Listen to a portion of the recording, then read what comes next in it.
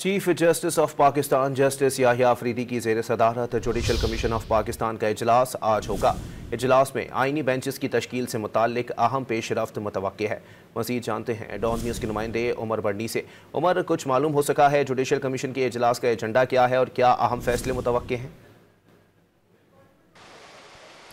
जी बिल्कुल, chief justice of Pakistan justice Yahya Afridi की जेर सदारत जुडिशल कमीशन का अहम तरीन इजलास आज सुप्रीम कोर्ट में दिन 2 बजे के करीब शुरू होगा।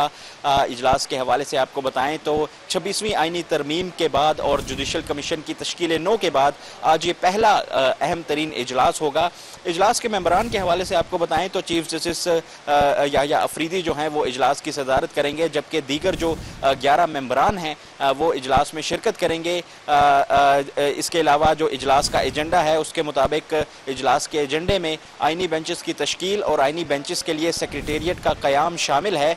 आज आइनी बेंचेस की तश्कील अगर हो जाती है तो आइनी बेंचेस का सीनियर मोस्ट जो जज है वो जुडिशल कमीशन का हिस्सा बन जाएगा। तहम अगर आइनी बेंचेस का सीनियर मोस्ट जज पहले से ही जुडिशल कमीशन का हिस्सा है तो फिर जो नेक्स्ट मोस्ट सीनियर जज है वो आइनी बेंचेस जो जुडिशल कमीशन है उनका हिस्सा बन जाएगा। और यूं 26वीं आइनी तरमीम के तनाजुर में जुडिशल कमीशन 13 अरकान पर मुश्तमिल हो जाएगा।